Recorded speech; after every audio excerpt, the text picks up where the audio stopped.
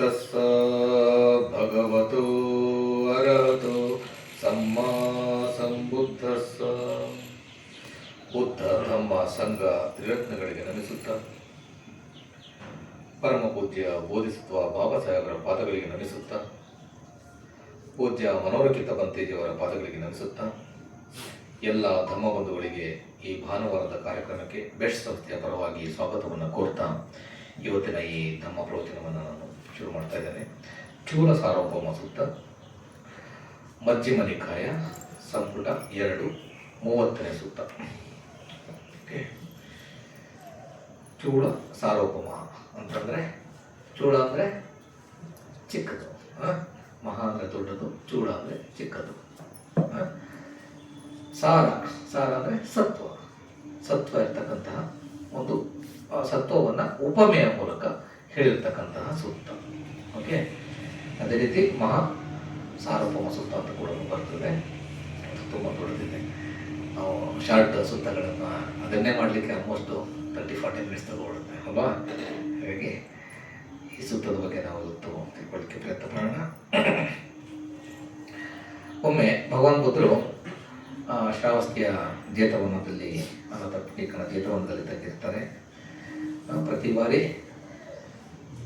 ಶ್ರಾವಸ್ತಿ ಜೇತವನ ಅನಾಥ ಪಿಂಡಿಕ ಬರ್ತಾನೆ ಇರುತ್ತೆ ಅಲ್ವಾ. ಯಾಕೆ?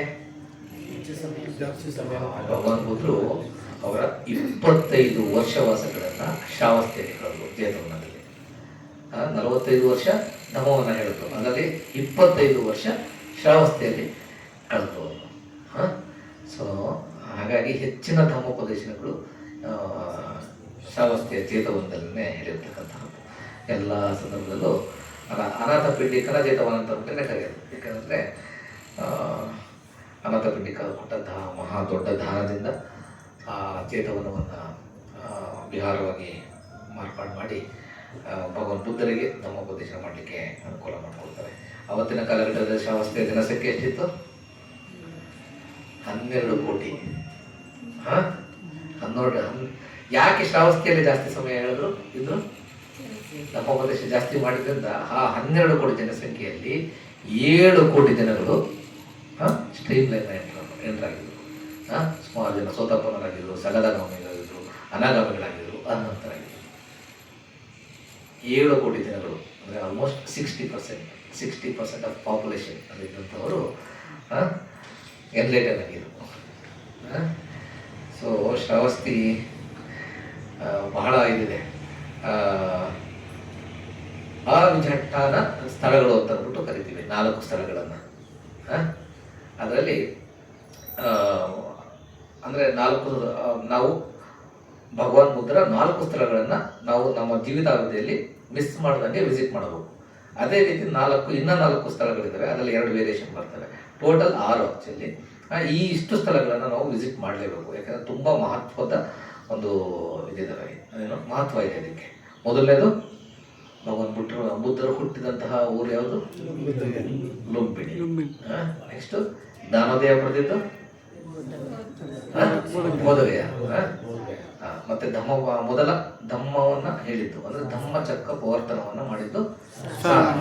ಮತ್ತೆ ಅವರು ಪರಿನಿರ್ವಾಣ ಹೊಂದಿದ್ದು ಕುಶಿನಗರ. ಇವು 4 ಬದಲಾವಣೆ ಮಾಡೋಕ್ಕಾಗಲ್ಲ. ನೆಕ್ಸ್ಟ್ ಮೈತ್ರಿಯ ಬುದ್ಧರು ಬಂದನ್ನು ಕೂಡ ಇವೆಲ್ಲ ಸೇಮ್ ಪ್ಲೇಸಸ್. ಹಿಂದೆ ಬಂದಂತಹ ಕස්සಪ ಬುದ್ಧರು, ಕೋನಾಗಮನ ಬುದ್ಧರು, ಇವೆಲ್ಲರೂ ಕೂಡ ಈ ಒಂದು ಮಹಾಕಲ್ಪದಲ್ಲಿ ಬಂದಂತಹ 5 ಭಗವಾನ್ ಬುದ್ಧರು ಕೂಡ ಈ ಸ್ಥಳಗಳು ಬೇರೆ ಆಗಿದೆ. ಓಕೆ, ಸೇಮ್ ಈ ಮಹಾಕಲ್ಪದಲ್ಲಿ. ಓಕೆ, ಸೊ ಇನ್ನ 2 ಸ್ಥಳಗಳು ತುಂಬ ಇಂಪಾರ್ಟೆಂಟು, ಅವನ್ನು ಕೂಡ ನಾವು ವಿಸಿಟ್ ಮಾಡಬೇಕು. ಅದರಲ್ಲಿ ಶ್ರಾವಸ್ತಿ ಒಂದು, ಇನ್ನೊಂದು ಸಂಕಿಸ್ಸ. ಸಂಕಿಸ್ಸ ಅದು ಡೆವಲಪ್ಮೆಂಟ್ ಇಲ್ಲ. ಸಂಕಿಸ್ಸ ಯಾಕೆ ಅಂತಂದರೆ ಭಗವಾನ್ ಬುದ್ಧರು ಮಹಾಮಾಯವರಿಗೆ ಅಭಿಧಮ್ಮವನ್ನು ಹೇಳಿ ಅಲ್ಲಿ ಲ್ಯಾಂಡ್ ಆಗಿರುವಂತಹ ಸ್ಥಳ. ಅಭಿಧಮ್ಮವನ್ನು ಎಲ್ಲಿ ಹೇಳಿದ್ದು? ಅಭಿಧಮ್ಮವನ್ನು ಹೇಳಿದ್ದು ತಾವದೇಶದಲ್ಲಿ ಅವರ ತಾಯಿ ಮಹಾಮಾಯಿಗೆ ಅಭಿಧಮ್ಮ ಬೋಧನೆಯನ್ನು ಮಾಡಿ ಸಂಕಿಸ್ಸದಲ್ಲಿ ಲ್ಯಾಂಡ್ ಆಗ್ತಾರೆ. ಇವೆಲ್ಲವೂ ಕೂಡ ಹೆಚ್ಚಿನ ಭಾಗ ಉತ್ತರ ಪ್ರದೇಶದಲ್ಲೇ ಇದೆ, ಒಂದು ಮಾತ್ರ ಬಿಹಾರದಲ್ಲಿದೆ. ಲುಂಬಿನಿ ಈಗ ಪಾರ್ಟ್ ಆಫ್ ನೇಪಾಳ ಆಗಿದೆ. ಓಕೆ, ಅದು ಬಾರ್ಡರ್ಲೇ, ಇಂಡಿಯಾ ಬಾರ್ಡರ್. ಈ ಸ್ಥಳಗಳ ಬಗ್ಗೆ ಟೂರ್ ಮ್ಯಾನೇಜರು ಆಮೇಲೆ ಮಾತಾಡ್ತಾರೆ ಹೇಳ್ತಾರೆ. ರೈಟ್. ಈಗ ನಾವು ಚೂಡ ಸಾರ್ವಭೌಮ ಸೂತ್ರದ ಬಗ್ಗೆ ಸ್ವಲ್ಪ ಮಾತಾಡೋಣ.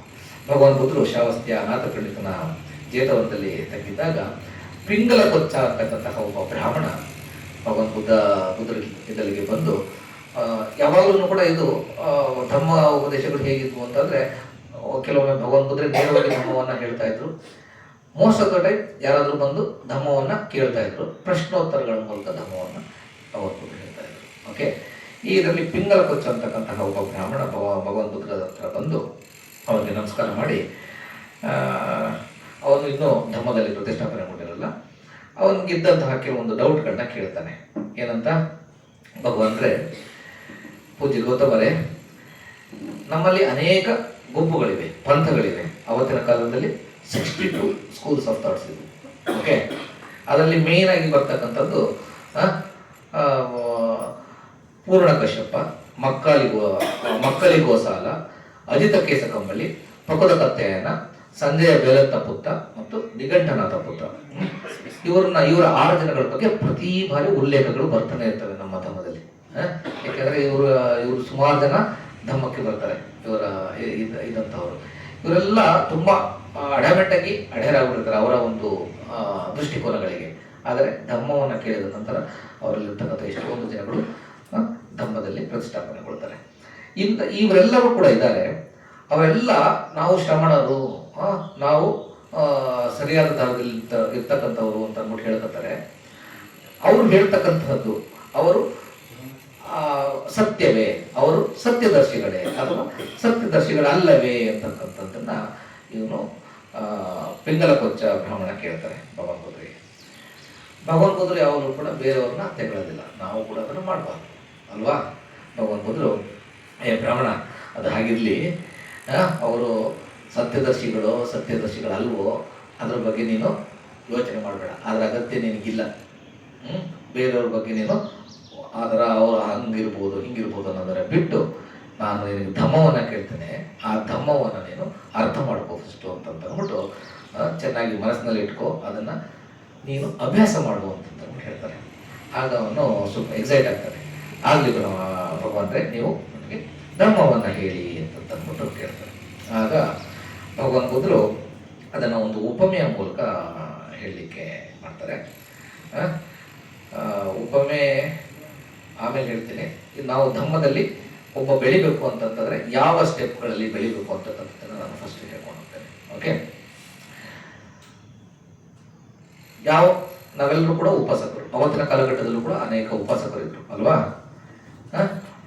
ಯಾರೋ ಒಬ್ಬ ಉಪಾಸಕ ಜ್ಞಾನೋದಯವನ್ನು ಪಡ್ಕೋಬೇಕು ಅಂತ ಅಂದ್ಬಿಟ್ಟು ಒಂದು ಸಂಕಲ್ಪ ಮಾಡ್ತಾ ಅಂತಂದ್ರೆ ಅವನು ಅದನ್ನು ಹುಡುಕಾಡ್ಲಿಕ್ಕೆ ಸ್ಟಾರ್ಟ್ ಮಾಡ್ತಾನೆ.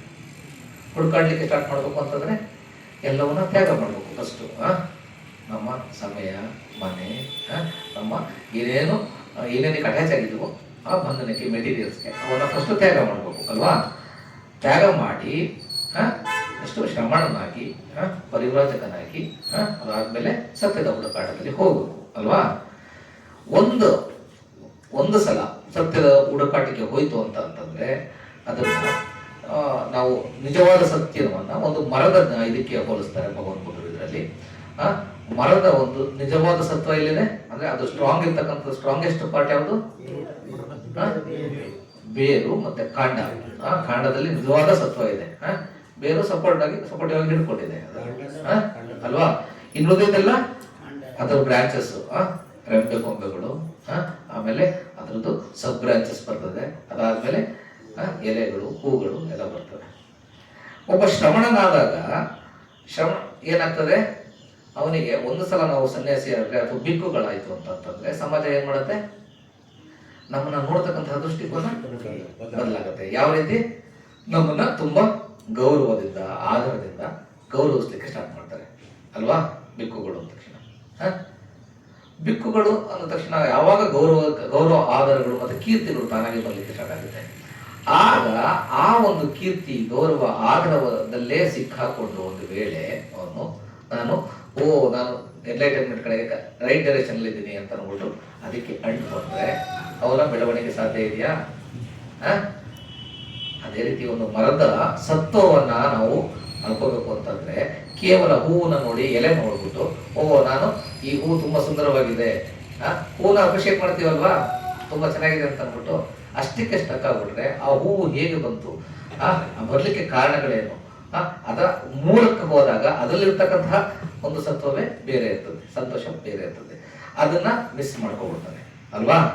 ಸೊ ಹಾಗೆಯೇ ಒಬ್ಬ ಮನುಷ್ಯ ಶ್ರವಣನಾದ ತಕ್ಷಣ ಒಂದು ವೇಳೆ ಗೌರವ ಕೀರ್ತಿಗಳಿಗೆ ಅಂಟ್ಕೊಂಡು ಅದೇ ನಾನು ಎಂಟರ್ಟೈನ್ಮೆಂಟ್ ಸರಿಯಾದ ದಾರಿನಲ್ಲಿದ್ದೀನಿ ಅಂತ ಅಂದ್ಬಿಟ್ಟು ಅಲ್ಲಿಗೆ ಅಂಟ್ಕೊಂಡ್ರೆ ಅವನ ಪ್ರಗತಿ ಸಾಧ್ಯ ಆಗೋದಿಕ್ಕೆ ಸಾಧ್ಯ ಇಲ್ಲ. ಅಲ್ಲೇ ಅವನು ಗಿರ್ಕಿ ಹೊಡಿತಾ ಇರ್ತಾನೆ, ಎಲ್ಲವನ್ನು ಬಿಟ್ಕೊಡ್ತಾನೆ. ಹಾಗೇನೆ ಇನ್ನೊಂದು ಗ್ರೂಪ್ ಆಫ್ ಪೀಪಲ್ ಇರ್ತಾರೆ, ಅಂತಂದ್ರೆ ಇನ್ನೊಬ್ಬ ಈ ಗೌರವ ಆಧಾರಗಳಿಗಷ್ಟೇ ಅಂಟ್ಕೊಳ್ಳಲ್ಲ. ನೆಕ್ಸ್ಟ್ ಅವನು ಏನ್ ಮಾಡ್ತಾನೆ, ಇದು ನನ್ನ ಎಂಟರ್ಟೈನ್ಮೆಂಟ್ಗೆ ಒಂದು ಸ್ಟೆಪ್ ಅಷ್ಟೇನೆ. ನಾನು ಎಂಟರ್ಟೈನ್ಮೆಂಟ್ನ ಪಡ್ಕೋಬೇಕು ಅಂತ ಅಂದ್ರೆ ನಾನು ಏನ್ ಮಾಡಬೇಕು, ಶೀಲ ಸಂಪನ್ನನಾಗಬೇಕು ಅಂತ ಅಂದ್ಬಿಟ್ಟು ಶೀಲಗಳನ್ನ ಪರ್ಫೆಕ್ಟ್ ಆಗಿ ಪರಿಪಾಲನೆ ಮಾಡ್ತಾನೆ ಅಲ್ವಾ. ಶೀಲಗಳನ್ನ ಪರ್ಫೆಕ್ಟ್ ಆಗಿ ಪರಿಪಾಲನೆ ಮಾಡಿದಾಗ ಅವಾಗ ಅವನಿಗೆ ಗೊತ್ತಾಗುತ್ತೆ, ಕೇವಲ ಈ ಗೌರವ ಆಧಾರಗಳೆಲ್ಲ ಬಂದಲ್ಲ, ಅವು ಕೇವಲ ನನ್ನ ಒಂದು ಬಟ್ಟೆ ಮೆಟೀರಿಯಲ್ ಬಂದಂತಹ ಒಂದು ಇದಷ್ಟೇ. ಅವು ಯಾವಾಗ ಬೇಕಾದ್ರೂ ಹೋಗ್ಬೋದು, ವಾಪಸ್ ಹೋಗ್ಬೋದು. ಎಂಟರ್ಟೈನ್ಮೆಂಟ್ ಆಗೋವರೆಗೂ ಕೂಡ ಅವೆಲ್ಲವೂ ವಾಪಸ್ ಹೋಗ್ಬೋದು. ಈ ಶೀಲ ಸಂಪನ್ನನಾದಾಗ ಅದನ್ನ ಬಿಡ್ತಾನೆ, ಈ ಹೂಗಳನ್ನೆಲ್ಲ ಬಿಡ್ತಾನೆ. ನೆಕ್ಸ್ಟ್ ಕೊಂಬೆಗಳ ಒಂದು ಇದಕ್ಕೆ ಬರ್ತಾನೆ, ಅಂದ್ರೆ ಸಬ್ ಬ್ರಾಂಚಸ್ ಇರ್ತಾವಲ್ಲ. ಶೀಲಗಳು ಅಂತಂದ್ರೆ ಬೇಸಿಕ್ ಎಲ್ಲ ಶೀಲಗಳನ್ನ, ಪಂಚಶೀಲಗಳು ಎಲ್ಲ ಉಪಾಸಕರು ಫಾಲೋ ಮಾಡಲೇಬೇಕು. ಓಕೆ, ಅದೇ ರೀತಿ ಬೆಕ್ಕುಗಳಿಗೆ ಎಷ್ಟು 227 ಶೀಲಗಳಿದ್ದಾವೆ. ಅವ್ರು ಯಾವ ರೀತಿ ನಡಿಬೇಕು, ಯಾವ ರೀತಿ ಆಹಾರ ಯಾಚನೆಯನ್ನು ಮಾಡಬೇಕು, ಪ್ರತಿಯೊಂದನ್ನು ಕೂಡ ವಿನಯ ಪಿಟಕದಲ್ಲಿ ದಾಖಲಾಗಿದೆ ಅಲ್ವಾ.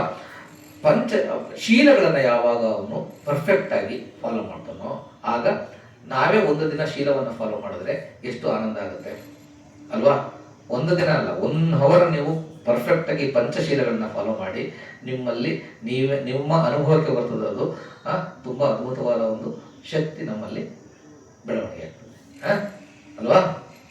ಹಾಗಾಗಿ ಯಾರು ಶೀಲಗಳನ್ನ ಪರ್ಫೆಕ್ಟ್ ಆಗಿ ಫಾಲೋ ಮಾಡಿ ಅದರಲ್ಲಿ ಪ್ರತಿಷ್ಠಾಪನೆಗೊಳ್ತಾರೋ, ಪ್ರಾಣ ಹತ್ಯೆ ಮಾಡೋದಿಲ್ಲ, ಅದ್ರ ಬದಲು ಜೀವರಕ್ಷಣೆ ಮಾಡ್ತಕ್ಕಂಥದ್ದು, ಕಳ್ಳತನ ಮಾಡೋದ್ರ ಬದಲು ದಾನವನ್ನು ಕೊಡ್ತಕ್ಕಂಥದ್ದು, ಬ್ರಹ್ಮಚರ್ಯವನ್ನು ಕಾಪಾಡ್ಕೊಳ್ತಕ್ಕಂಥದ್ದು. ಮೊದಲು ಯಾಕಂದ್ರೆ ಶ್ರಮಣರಾದ ನಂತರ ಬ್ರಹ್ಮಚರ್ಯವನ್ನು ಕಾಪಾಡ್ಕೊಳ್ಬೇಕು. ಓಕೆ, ನಾವೆಲ್ಲ ಉಪಾಸಕರು ಕೌಟುಂಬಿಕ ಜೀವನವನ್ನ, ನೈತಿಕ ಜೀವನವನ್ನು ನಡೆಸಬೇಕು.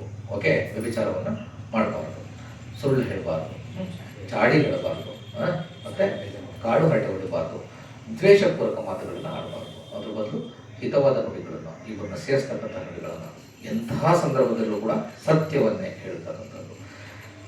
ಕೆಲವೊಂದು ಸಂದರ್ಭದಲ್ಲಿ ಸತ್ಯದಿಂದ ಬೇರೆಯವರಿಗೆ ತೊಂದರೆ ಆಗುತ್ತೆ ಅನ್ನೋದ್ರೆ ಅರಿಯ ಮೌನವನ್ನು ನಾವು ಕಾಪಾಡ್ಕೋಬೇಕು, ಬಟ್ ಸುಳ್ಳನ್ನ ಹೇಳಬಾರ್ದು. ಓಕೆ, ಇದನ್ನ ಯಾರು ಫಾಲೋ ಮಾಡ್ತಾರೋ, ನಮ್ಮ ಮನಸ್ಸನ್ನ ಹಾಳು ಮಾಡ್ತಕ್ಕಂಥ ಆಹಾರ ಸೇವನೆಯನ್ನ ಬಿಟ್ಟು ನಮ್ಮ ಆರೋಗ್ಯವನ್ನು ಕಾಪಾಡ್ಕೊಳ್ತಕ್ಕಂಥ ಆಹಾರ ಸೇವನೆಯನ್ನು ಮಾಡ್ತಾರೋ ಅವನು ಶೀಲದಲ್ಲಿ ಪ್ರತಿಷ್ಠಾಪನೆಗೊಂಡರೆ ಅವನಲ್ಲಿ ಉತ್ಕೃಷ್ಟವಾದ ಆನಂದ ಉತ್ಪತ್ತಿ ಆಗುತ್ತೆ. ಆಗ ಅವನೇನ್ ಮಾಡ್ತಾನೆ, ಅಲ್ಲಿಗೆ ಎಂಟ್ಕೊಬಿಟ್ರಾಗುತ್ತಾ? ಎಂಟರ್ಟೈನ್ಮೆಂಟ್ ಆಗ್ಲಿಕ್ಕೆ ಸಾಧ್ಯ ಇದೆಯಾ? ಶೀಲ ಅಂತಕ್ಕಂಥದ್ದನ್ನು ಕೂಡ ಎಂಟರ್ಟೈನ್ಮೆಂಟ್ಗೆ ಇನ್ನೊಂದು ಸ್ಟೆಪ್.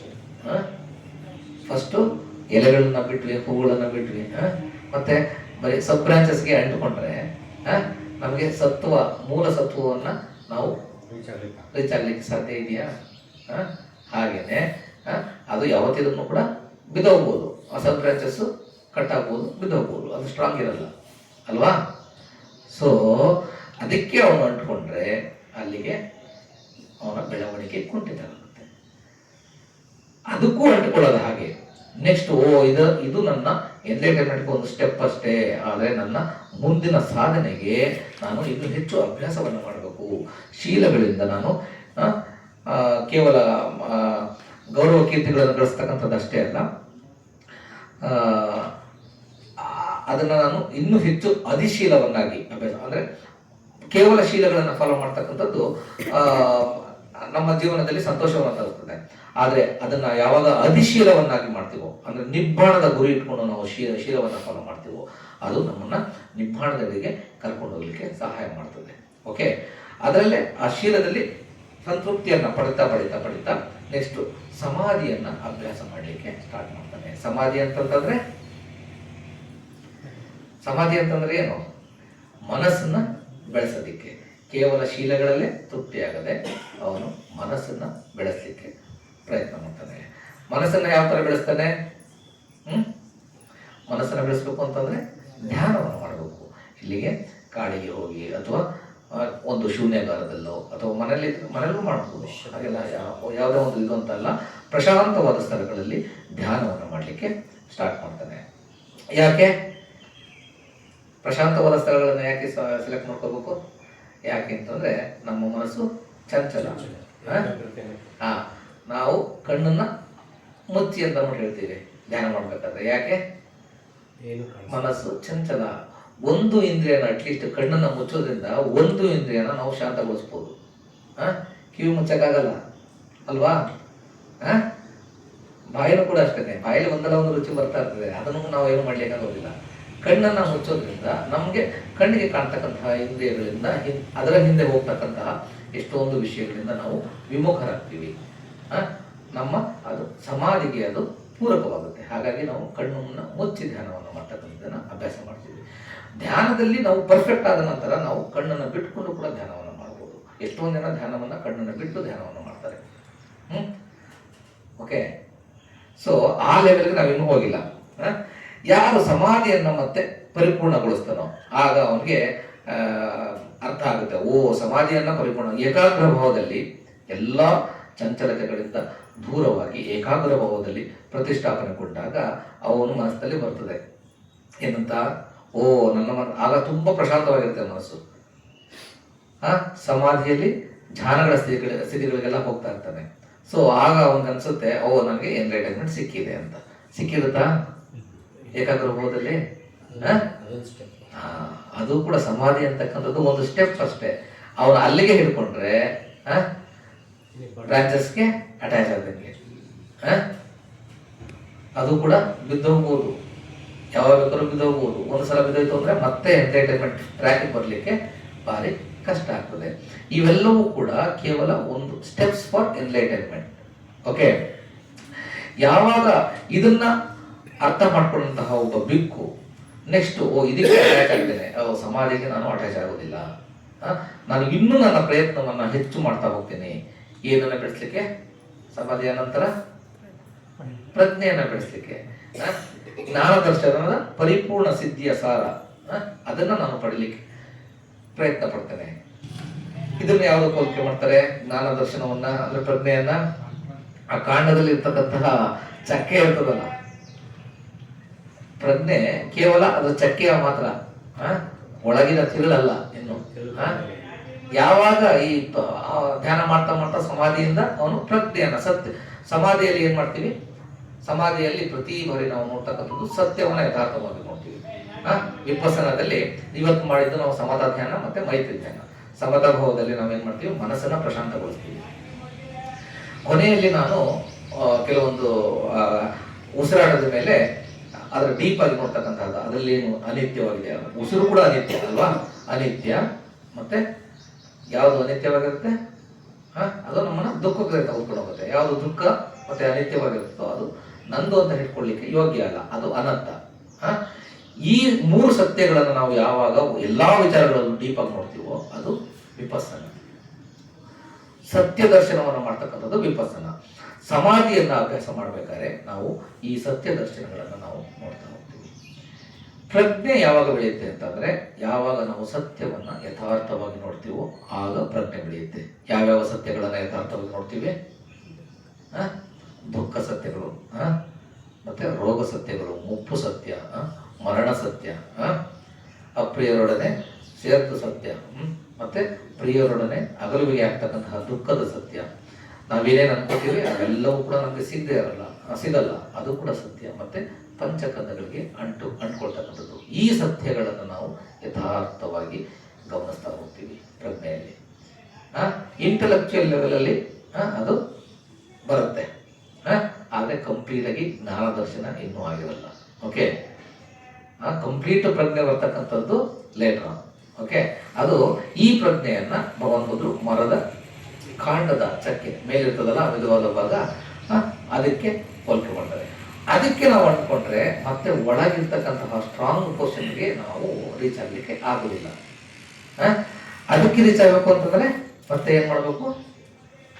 ಮತ್ತೆ ನಮ್ಮ ಅಭ್ಯಾಸವನ್ನ ಜಾಸ್ತಿ ಮಾಡ್ತಾ ಮಾಡ್ತಾ ಮಾಡ್ತಾ ಮಾಡ್ತಾ ಹೋಗ್ಬೇಕು. ಅದಕ್ಕೆ ತೃಪ್ತನಾಗಬಾರ್ದು. ಅಲ್ಲಿಗೆ ನಾವು ಸಂಕಲ್ಪ ಸಿದ್ಧಿಸಿತು ಅಂತ ಅಂದ್ಬಿಟ್ಟು ತಿಳ್ಕೊಂಡ್ರೆ ಮುಗೀತು.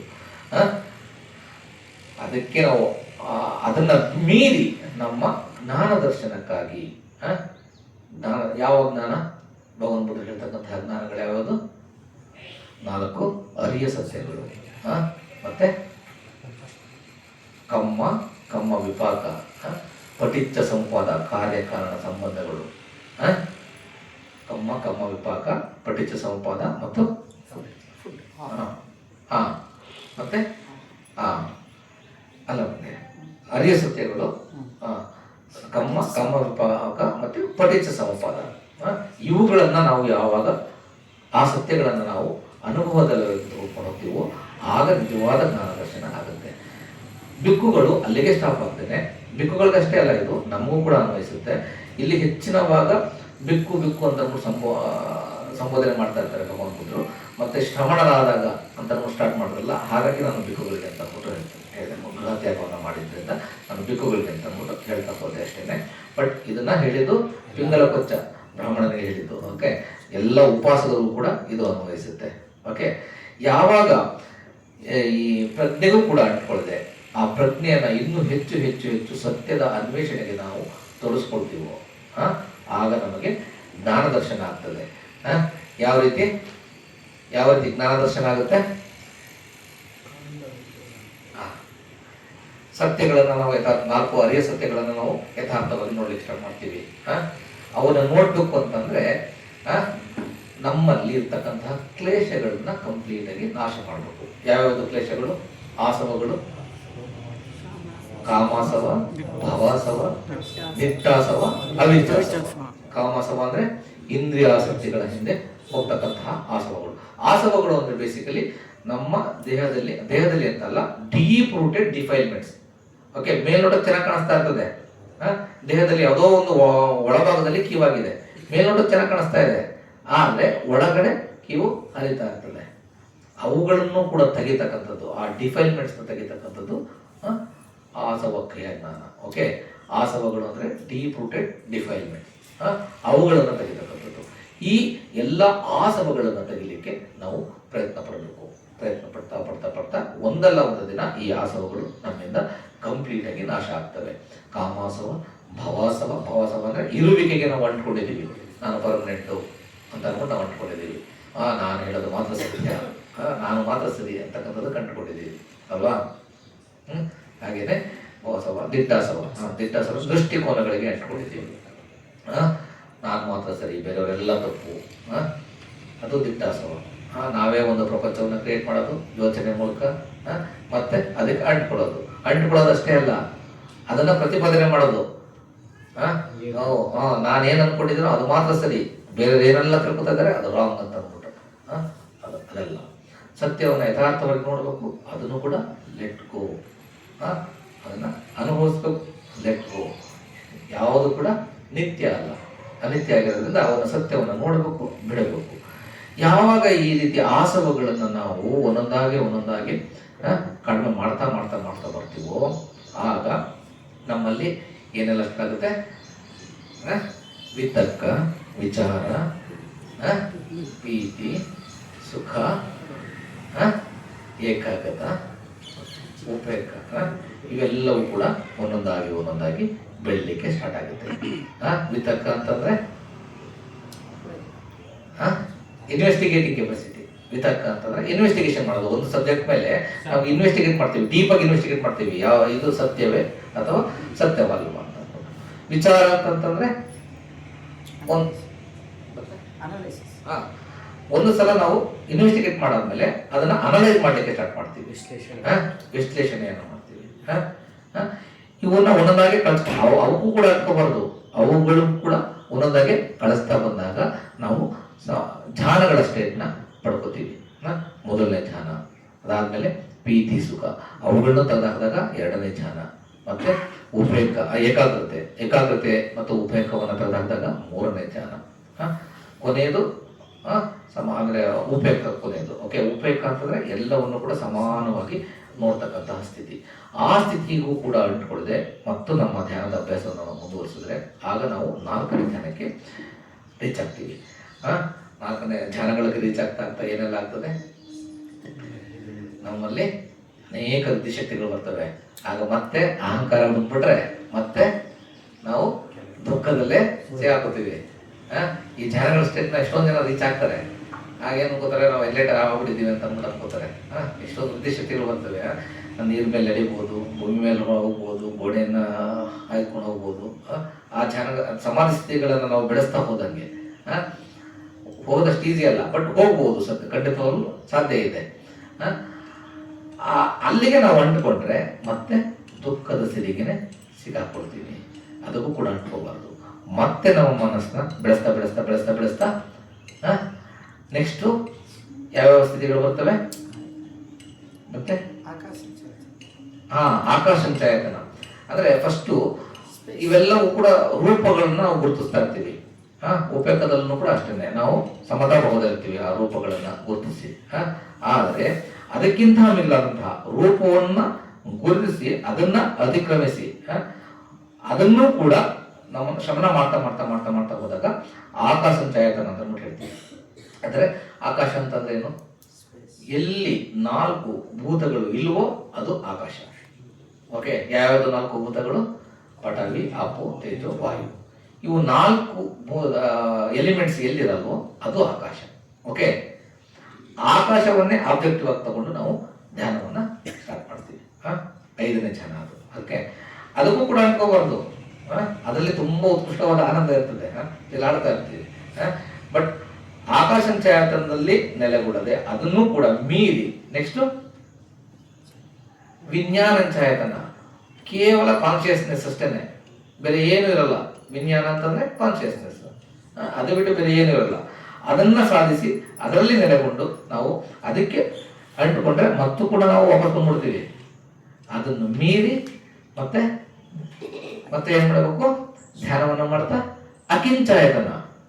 ಅಕಿಂಚಾಯತನ ಅಂದ್ರೆ ಶೂನ್ಯ, ಅಕಿಂಚ ಅಂದ್ರೆ ನಥಿಂಗ್, ಏನು ಇಲ್ಲದೆ ಇರ್ತಕ್ಕಂತಹ ಒಂದು ಸ್ಟೇಟ್. ಶೂನ್ಯದ ಸ್ಥಿತಿಯನ್ನ ರೀಚ್ ಆಗ್ತೀವಿ. ಶೂನ್ಯದ ಸ್ಥಿತಿಯನ್ನ ರೀಚ್ ಆದ್ಮೇಲೆ ಇನ್ನೇನು ಇಲ್ಲ ಅಂತ ಅನ್ಕೊಳ್ಳೋದು ಸಹಜ. ಮತ್ತು ಅಲ್ಲಿಗೂ ಕೂಡ ಅಂಟ್ಕೋಬಾರ್ದು ಅಂತ ಹೇಳ್ತಾರೆ ಭಗವಾನ್ ಬುದ್ಧರು. ಅಕಿಂಚಾಯತನವನ್ನು ಕೂಡ ಅಂಟಿಕೊಳ್ಳದೆ ನೆಕ್ಸ್ಟ್ ನೇವಸನ್ಯ ನಾಸನ್ಯಾಯತನ ಅಂತಂದ್ರೆ ಅದು ಎಕ್ಸಾಕ್ಟ್ ಆಗಿ ಇದೇ ಇಲ್ಲ ಇಲ್ಲ ಇಲ್ಲ ಈ ರೀತಿಯ ಒಂದು ಸ್ಥಿತಿಯನ್ನು ಕೂಡ ಅದು 8ನೇ ಧ್ಯಾನ. ಓಕೆ, ಆ ಸ್ಟೇಜನ್ನ ರೀಚ್ ಆಗ್ತೀವಿ. ಓಕೆ, ಯಾವಾಗ ಆ ಸ್ಟೇಜ್ನ ರೀಚ್ ಆಗ್ತೀವೋ ಆಗ ನಮಗೆ ಸತ್ಯ ದರ್ಶನಗಳು ನಾವೇನು ಮಾಡದಿದ್ರು ಕೂಡ ಯಥಾರ್ಥವಾಗಿ ನಮಗೆ ಸತ್ಯಕ್ಕೆ ಅನುಗುಣವಾಗಿ ನಮಗೆ ಕಾಣಿಸ್ಲಿಕ್ಕೆ ಸ್ಟಾರ್ಟ್ ಆಗುತ್ತೆ. ಓಕೆ, ಫಸ್ಟ್ ಆಸವುಗಳನ್ನ ಕಡಿಮೆ ಮಾಡಿದ್ವಿ, ನೀವರಣಗಳನ್ನ ಬಿಟ್ವಿ, ಆಸವುಗಳನ್ನ ಕಡಿಮೆ ಮಾಡಿದ್ವಿ.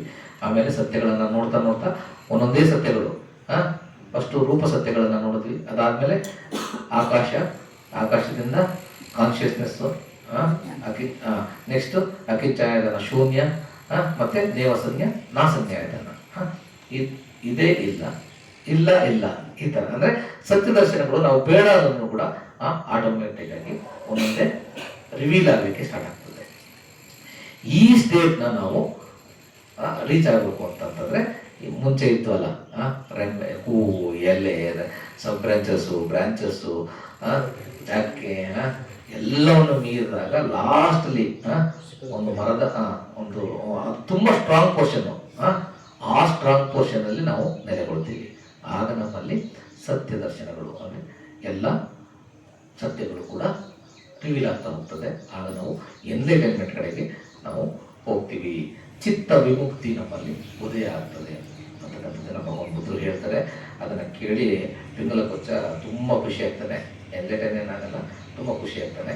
ಭಗವಾನ್ ಬುದ್ಧರೇ ನನ್ನನ್ನು ಪರ್ಮನೆಂಟಾಗಿ ಬುದ್ಧ ಧರ್ಮ ಸಂಘಕ್ಕೆ ನಾನು ಶರಣ ಹೋಗ್ತಾ ಇದ್ದೀನಿ, ನನ್ನನ್ನು ಉಪಾಸಕ ಅಂತ ಅಂದ್ಬಿಟ್ಟು ಸ್ವೀಕಾರ ಮಾಡಿ ಅಂದ್ಬಿಟ್ಟು ಹೇಳಿ ಅವ್ರಿಗೆ ನಮಸ್ಕಾರ ಮಾಡ್ತಾರೆ. ಎಲ್ಲ ಈ ಥರ ಎಷ್ಟೊಂದು ಜನ ಬರ್ತಾರೆ, ಹೇಳ್ತಾರೆ. ಪ್ರತಿಯೊಬ್ಬರನ್ನು ಕೂಡ ಇದನ್ನು ಒಂದು ಉಪಮಗಳನ್ನ ಕೊಟ್ಬಿಟ್ಟು, ಅಂದರೆ ಅವರ ಕೊನೆಯಲ್ಲಿ ಧಮ್ಮವನ್ನು ಕೇಳಿದ ನಂತರ ಹೇಳ್ತಾರಲ್ಲ, ಅದು ಹೇಗೆ ಅಂದರೆ ವಿಪರೀತವಾಗಿರುವುದನ್ನು ಸರಿಪಡಿಸಿಕೊಳ್ಳುವಂತೆ, ಮುಚ್ಚಿ ಹೋಗಿರುವುದನ್ನು ತೆಗೆದಿಟ್ಟಂತೆ, ದಾರಿ ತಪ್ಪಿದವನಿಗೆ ದಾರಿ ತೋರಿಸಿದಂತೆ, ಕತ್ತಲೆಯಲ್ಲಿ ಎಣ್ಣೆ ದೀಪವನ್ನು ಹಿಡಿದು ಎಲ್ಲ ರೂಪಾಕಾರಗಳನ್ನು ತಿಳಿಲಿಕ್ಕೆ ನೋಡಲಿಕ್ಕೆ ಸಾಧ್ಯ ಮಾಡಿಕೊಟ್ಟ ನಿಮಗೆ ನಿಮ್ಮ ಧಮ್ಮದ ಇದು ನಮಗೆ ಎಲ್ಲವನ್ನು ಕೂಡ ನೋಡಲಿಕ್ಕೆ ಸಾಧ್ಯವಾಯಿತು ನಿಮ್ಮ ಧಮ್ಮದೇಶದಿಂದ. ಹಾಗಾಗಿ ನಾನು ನಿಮಗೆ ಗೌರವಪೂರ್ವಕವಾಗಿ ನಮನವನ್ನು ಸಲ್ಲಿಸ್ತೇನೆ. ನನ್ನನ್ನು ಉಪಾಸಕ ಅಂತ ಅಂದ್ಬಿಟ್ಟು ನೀವು ಸ್ವೀಕಾರ ಮಾಡಿ ಅಂತ ಅಂದ್ಬಿಟ್ಟು ಅವನಿಗೆ ಭಗವಂತ ಬುದ್ಧರಿಗೆ ಅವನು ನಮಸ್ಕಾರ ಮಾಡ್ತಾನೆ. ಆಗ ಭಗವಂತ ಬುದ್ಧರು ನಮಗೆ ಆಶೀರ್ವಾದ ಮಾಡ್ತಾರೆ. ಓಕೆ, ಹಾಗಾಗಿ ನಾವು ಬೇಸಿಕಲಿ ಈ ಇದರಲ್ಲಿ ನಾವು ತಿಳ್ಕೊಳ್ಬೇಕಾಗಿರ್ತಕ್ಕಂತಹ ಸಾರ ಏನು ಅಂತಂದರೆ, ನಾವು ಕೇವಲ ಧಮ್ಮದ ಹಾದಿಯಲ್ಲಿದ್ದೀವಿ ಅಂತ ಹೇಳಲಿಕ್ಕೆ ಖುಷಿ ಆಗ್ತದೆ. ಮತ್ತೆ ಧಮ್ಮದ ಹಾದಿಗೆ ಬಂದಮೇಲೆ ಶೀಲ ಬೇಸಿಕ್ ಫೌಂಡೇಶನ್, ಶೀಲಗಳನ್ನು ಪರಿಪಾಲನೆ ಮಾಡಲೇಬೇಕು. ಪ್ರತಿ ಸಲ ಹೇಳ್ತೀನಿ ನಾನು. ನಮ್ಮ ಇಂಟೆಲೆಕ್ಚುಯಲ್ ಕ್ಲಾಸು ಸಿಕ್ಕಾಪಟ್ಟೆ ಮಿಸ್ಟೇಕ್ ಮಾಡಿಬಿಟ್ಟಿದ್ದಾರೆ. ಎಲ್ಲ ಕಡೆನೂ ಕೂಡ ಬಾಬಾ ಸಾಹೇಬರು ಶೀಲ ಪಾಲನೆಗೆ ಹೇಳಿಲ್ಲ ಅಂತ ಅಂದ್ಬಿಟ್ಟು ಬುದ್ಧ ಧರ್ಮದಲ್ಲಿ ಒಂದು ಕಡೆ ಕೋಟ್ ಮಾಡಿದ್ದಾರೆ ಸತ್ಯ. ಆದರೆ ಅದು ಉಪಸಕ ಬಿಕ್ಕುಗಳಿಗೆ ಅಂದ್ಬಿಟ್ಟು ಒಂದು ಕಡೆ ಒಂದು ಲೈನ್ ಬಂದ್ಬಿಡುತ್ತೆ. ಆದರೆ ಬಾಬಾ ಸಾಹೇಬರು ದೀಕ್ಷೆ ತೆಗೆದುಕೊಂಡಾಗ 22 ಓಸ್ನ ತೆಗೆದುಕೊಂಡ್ರು. 22 ಓಸ್ನ ಹೇಳಿದ್ರು. 22 ಓಸಲ್ಲಿ ಏನು ಬರುತ್ತೆ? ಪಂಚಶೀಲಗಳು ಎಲ್ಲವೂ ಬರ್ತವೆ. ಫಾಲೋ ಮಾಡಿ ಅಂತ ಅಂದ್ಬಿಟ್ಟೆ ಬಾಬಾ ಸಾಹೇಬ್ ಹೇಳಿರೋದು. ಓಕೆ, ಸೊ ಈ ಇಂಟಲೆಕ್ಚುಯಲ್ ಕ್ಲಾಸಿಂದ ನಾವು ಹೊರಬರಬೇಕು ಅಂತಂದರೆ ಈಗಿನ ಒಂದು ಆ ಒಂದು ಪಾಚಿ ಕಟ್ಬಿಟ್ಟಿದೆ ನೀರ್ ಮೇಲೆ. ನಮಗೆ ಆಳೆ ಎಷ್ಟಿದೆ ಗೊತ್ತಾಗ್ತಾ ಇಲ್ಲ. ಅದನ್ನು ಸರಿಸ್ಬೇಕು ಫಸ್ಟು. ಆ ಪಾಚಿನ ಸರಿಸಿದ್ರೆ ನಮಗೆ ನೀರಿದೆ, ಅದನ್ನು ಈಜಲಿಕ್ಕೆ ನಮಗೆ ಈಸಿ ಆಗ್ತದೆ. ಸೊ ಯಾವುದೇ ಒಂದು ಪ್ರಿಜುಡಿಸ್ ಇಟ್ಕೊಬಿಡಿ, ಎಲ್ಲವನ್ನೂ ಕೂಡ ಮುಕ್ತವಾಗಿ ಕೇಳಿ. ನಮ್ಮ ವೈರಿಗಳ ಮಾತನ್ನು ಕೂಡ ನಾವು ಮುಕ್ತವಾಗಿ ಕೇಳ್ತಕ್ಕಂಥದ್ದನ್ನು ನಾವು ಬೆಳೆಸ್ಕೋಬೇಕು. ಓಕೆ, ಆ ಗುಣಗಳನ್ನು ಬೆಳೆಸ್ಕೊಂಡು ಬಾಬಾ ಸಾಹೇಬರು ಎಲ್ಲರನ್ನೂ ಕೂಡ ಓಪನ್ ಆಗಿ ಕೇಳ್ತಿದ್ರು. ಯಾರಿಗೂ ಕೂಡ ಅವರು ಕೇವಲ ವಿಚಾರಗಳಲ್ಲಿ ಎಲ್ಲರನ್ನೂ ಕೂಡ ಸದೆ ಹೊಡೆದ್ರೆ ಹೊರತು ಯಾರನ್ನೂ ಕೂಡ ದ್ವೇಷದಿಂದ ಕಾಣ್ತಾ ಇರಲಿಲ್ಲ. ಅವರಲ್ಲಿ ದ್ವೇಷ ಅಂತಕ್ಕಂಥದ್ದು ಕಿಂಚಿತ್ತೂ ಇರಲಿಲ್ಲ. ಸಂವಿಧಾನ ಬರೆದಾಗ ಪ್ರತಿಯೊಬ್ಬರಿಗೂ ಕೂಡ ಸಮಾನವಾದ ಅವಕಾಶವನ್ನು ಕೊಟ್ಟರು. ಯಾರು ಎಷ್ಟು ತೊಂದರೆ ಕೊಟ್ಟರು ಕೂಡ ಎಲ್ಲರಿಗೂ ಕೂಡ ಸಮಾನವಾದ ಅವಕಾಶವನ್ನು ಕೊಟ್ಟರು. ಸೊ ನಾವು ಏನೇ ಮಾಡಿದ್ರು ಕೂಡ ಧಮ್ಮದ ಮೂಲಕ ಎಲ್ಲರನ್ನೂ ಒಳಗೊಳ್ತಕ್ಕಂತಹ ಧಮ್ಮದ ಮೂಲಕ ನಾವು ಬೆಳಿಬೇಕು, ಬೇರೆಯವ್ರಿಗೂ ಕೂಡ ಬೆಳೆಸೋದಕ್ಕೆ ನಾವು ಪ್ರಯತ್ನ ಪಡಬೇಕು. ಹಾಗೆ ಶೀಲಗಳನ್ನು ಪರಿಪಾಲನೆ ಕಡ್ಡಾಯ. ಬೌದ್ಧರು ನಾವು ಅಂತ ಹೇಳ್ಕೊಳ್ಳೋದಾದರೆ ಶೀಲಗಳನ್ನು ಫಾಲೋ ಮಾಡಲೇಬೇಕು. ಶೀಲಗಳಿಗೆ ಸೀಮಿತ ಆಗಬಾರ್ದು. ನೆಕ್ಸ್ಟು ಧ್ಯಾನವನ್ನು ಮಾಡಬೇಕು. ಧ್ಯಾನಗಳು ಮಾಡ್ತಾ ಮಾಡ್ತಾ ಮಾಡ್ತಾ ಮಾಡ್ತಾ ಅದಕ್ಕೂ ಕೂಡ ಸ್ಯಾಟಿಸ್ಫೈ ಆಗಬಾರ್ದು. ಅದರಿಂದ ನೆಕ್ಸ್ಟ್ ಧ್ಯಾನದ ನೆಕ್ಸ್ಟ್ ಏನು? ಪ್ರಜ್ಞೆಯನ್ನು ಬೆಳೆಸಲಿಕ್ಕೆ ನಾವು ಮೊದಲು ಶೀಲ, ಸಮಾಧಿ ಅಂದ್ರೆ ಧ್ಯಾನ, ಮತ್ತೆ ಪ್ರಜ್ಞೆಯನ್ನು ಬೆಳೆಸಲಿಕ್ಕೆ ನಾವು ಪ್ರಯತ್ನ ಪಡಬೇಕು. ಪ್ರಜ್ಞೆಯನ್ನು ಬೆಳೆಸ್ತಾ ಸತ್ಯ ದರ್ಶನಗಳು ಒಂದೊಂದಾಗಿ ನಮಗೆ ಅನಾವರಣಗೊಳ್ತಾ ಹೋಗ್ತದೆ. ನಮ್ಮ ಅಲ್ಟಿಮೇಟ್ ಗೋಲ್ ಎಲ್ಲ ದುಃಖಗಳಿಂದ ಮುಕ್ತಿ. ಓಕೆ, ಎಲ್ಲ ದುಃಖಗಳಿಂದ ಮುಕ್ತಿ. ಆ ಒಂದು ಹಾದಿಯಲ್ಲಿ ನಮಗೆ ಇವೆಲ್ಲ ಬೇರೆಲ್ಲ ಇದಾವಲ್ಲ, ಎಲ್ಲ ಎಕಾನಮಿ, ಸೋಷಿಯಲ್, ಪೊಲಿಟಿಕಲ್, ಇವೆಲ್ಲವೂ ಕೂಡ ತಾನಾಗೇನೆ ಬರ್ತಾ ಹೋಗ್ತವೆ, ಫ್ರೂಟ್ಸ್ ಬರ್ತಾ ಹೋಗ್ತವೆ. ನಾವು ಪೊಲಿಟಿಕ್ಸ್ ಮಾಡಿ ಆಮೇಲೆ ನಾವು ಧಮ್ಮಕ್ಕೆ ಬರ್ತೀವಿ ಅಂತಂದರೆ ಅದಾಗಲ್ಲ. ಧಮ್ಮಕ್ಕೆ ಬಂದರೆ ಮಾತ್ರ ನೀವು ನಿಜವಾದ ಪೊಲಿಟಿಕ್ಸ್ ಮಾಡ್ತೀರ. ಏನೆಲ್ಲ ನಮ್ಮ ಪ್ರಪಂಚದಲ್ಲಿ ಆಗಿರ್ತಕ್ಕಂತಹ ದೊಡ್ಡ ದೊಡ್ಡ ಬೆಳವಣಿಗೆಗಳಿದಾವಲ್ಲ, ಅದೆಲ್ಲದರ ಹಿಂದೆ ಧಾರ್ಮಿಕ ಚಳವಳಿ ಫಸ್ಟ್ ಆಗಿದೆ. ಅಶೋಕನ ಚಳವಳಿ ಇದೆಯಲ್ಲ, ತಮ್ಮ ಚಳವಳಿ, ಅವನು ರಾಜ ಆಗಿದ್ದಾಗ ಎಲ್ಲಿ ಎಷ್ಟು ಜನ ಸಾಯಿಸ್ದ? 100 ಜನ ನಮ್ಮ ಅಣ್ಣ ತಮ್ಮದನ್ನ ಸಾಯಿಸಿದ. ಆಗ ಚಂಡಾಶೋಕ ಅಂತಿದ್ರು. ಅದನ್ನ ನೆನೆಸ್ಕೊತದ ಸಮಾಜ. ಅದರ ನೆಕ್ಸ್ಟ್ ಕಳಿಂಗ ಯುದ್ಧ, ಪ್ರಪಂಚದ ಅತ್ಯಂತ ದೊಡ್ಡ ಯುದ್ಧ. ಸುಮಾರು 1 ಲಕ್ಷ ಜನಗಳನ್ನ ಸತ್ತೋದ್ರು ಆ ಯುದ್ಧದಲ್ಲಿ. ಸುಮಾರು 1.5 ರಿಂದ 2 ಲಕ್ಷ ಜನಗಳಿಗೆ ಇಂಜುರೀಸ್ ಆಗಿದ್ವು, ಇಂಜುರೀಸ್ ಆಗಿದ್ವು. 1,50,000 ಜನ ಸೆರೆ ಹಿಡಿತಾರೆ, 1,00,000 ಕೊಲ್ಲಲ್ಪಟ್ಟು ಅಷ್ಟೋ ಜನಕ್ಕೆ ಇಂಜುರಿ ಆಗಿತ್ತು. ಅಂತಹ ದೊಡ್ಡ ದೊಡ್ಡ ಇದಾದ್ರೂ ಕೂಡ ಅವನ ನೆನೆಸ್ಕೊಡಲ್ಲ. ಅವನ್ ಯಾಕೆ ನೆನೆಸ್ಕೊಡ್ತಾರೆ? ಧಮ್ಮ ಅಶೋಕ ಅಂತ. ಧಮ್ಮದ ಚಳುವಳಿ, ಧಮ್ಮಕ್ಕೆ ಯಾವಾಗ ಬಂದ, ಧಮ್ಮದಲ್ಲಿ ಯಾವಾಗ ಪ್ರತಿಷ್ಠಾಪನೆಗೊಂಡ ಅವನು, ಅದಾದ ಮೇಲೆ ಅವನು ಮಾಡುವಂತಹ ಕಾರ್ಯಗಳಿದಾವಲ್ಲ, ಅದರಿಂದ ಅವನು ಇವತ್ತು ಧಮ್ಮಾಶೋಕ ಆಗಿ ಉಳ್ಕೊಂಡಿರ್ತಕ್ಕಂಥದ್ದು. ಅಶೋಕನ ಇಡೀ ವಿಶ್ವ ನೆನೆಸ್ಕೊಳ್ಳುತ್ತೆ. ಯಾವುದೇ ಚಳುವಳಿ ಆದಾಗಲೂ ಅದರ ಹಿಂದಿನ ಇದು ಧಮ್ಮ ಚಳುವಳಿನೇ ಬೇಸು. ಓಕೆ, ಅದ್ರ ನೆಕ್ಸ್ಟ್ ನೀವು ಯಾವುದೇ ಇದನ್ನ ಬನ್ನಿ, ಬಸವಣ್ಣನ ಚಳುವಳಿ ಯಾವ್ದಾಯ್ತು? ಬಸವಣ್ಣನ ಚಳುವಳಿ ಅಷ್ಟೇ ಧಾರ್ಮಿಕ ಹಿನ್ನೆಲೆಯಿಂದಲೇ ಚಳುವಳಿ ಆಯಿತು ಅಲ್ವಾ? ಬಾಬಾ ಸಾಹೇಬ್ರ ಚಳುವಳಿಗೆ ಬನ್ನಿ, ಬಾಬಾ ಸಾಹೇಬರು ಎಲ್ಲವನ್ನೂ ನೋಡಿಬಿಟ್ರು. ಫಸ್ಟ್ ಎಲ್ಲಿಂದ ಸ್ಟಾರ್ಟ್ ಮಾಡಿದವರು? ಪತ್ರಿಕಾ ರಂಗದಿಂದ ಸ್ಟಾರ್ಟ್ ಮಾಡಿದ್ರು. ಅದಾದ್ಮೇಲೆ ಸಾಮಾಜಿಕ ಚಳವಳಿ ಮಾಡಿದ್ರು. ಅದಾದ್ಮೇಲೆ ರಾಜಕೀಯ ಚಳವಳಿ ಮಾಡಿದ್ರು. ಎಲ್ಲವನ್ನು ಮಾಡಿ ಅಲ್ಟಿಮೇಟ್ ಆಗಿ ಏನ್ ಹೇಳಿದ್ರು? ನೀವು ಧಾರ್ಮಿಕ ಚಳವಳಿ ಮಾಡ್ತಾ ಇದ್ರೆ ಇದ್ಯಾವುದು ಬರೋದಿಲ್ಲ, ಯಾವುದನ್ನು ನಾವು ಅಚೀವ್ ಮಾಡ್ಲಿಕ್ಕೆ ಸಾಧ್ಯ ಇಲ್ಲ. ಫಸ್ಟ್ ನಾವು ಮಾಡ್ಬೇಕಾಗಿರ್ತಕ್ಕಂಥದ್ದು ಧಾರ್ಮಿಕ ಚಳವಳಿಯನ್ನು ನಾವು ಸ್ಟ್ರಾಂಗ್ ಮಾಡಿದ್ರೆ ಇವೆಲ್ಲವೂ ಕೂಡ ಆಟೋಮೆಟಿಕಲಿ ನಮ್ಮ ರೋಡ್ಗೆ ಬಂದು ಅನ್ನೋದಾಗಿ ಜಾಯ್ನ್ ಆಗ್ತದೆ. ಸೊ ಯಾರೇನು ಹೇಳಿದ್ರು ಕೂಡ ನಮ್ಮ ಗುರಿ ನೇರವಾಗಿರಬೇಕು, ಮತ್ತೆ ಅಚಲವಾಗಿರಬೇಕು. ಓಕೆ, ನಾವು ಧರ್ಮದಲ್ಲಿ ಎಲ್ಲರೂ ಕೂಡ ಹೀಗೆ ಬೆಳೀತಾ ಹೋಗೋಣ ಅಂತಕ್ಕಂಥ ವಿಚಾರಗಳನ್ನ ಹೇಳ್ತಾ, ಏನಾದರೂ ಧರ್ಮ ರಿಲೇಟೆಡ್ ಡೌಟ್ಸ್ ಇದ್ದು ಅಂತ ಕೇಳಿ ಇಷ್ಟನ್ನು ಹೇಳ್ತಾ ನಾನು ನನ್ನ ಧರ್ಮ ಪ್ರೋತ್ಸಾಹವನ್ನು ಮುಗಿಸ್ತೇನೆ. ಭವತು ಸರ್ವಮಂಗಳಂ ರಕ್ಷಂತು ಸರ್ವದೇವತಾ ಸರ್ವಬುದ್ಧಾನುಭಾವೇನ ಸರ್ವಧರ್ಮಾನುಭಾವೇನ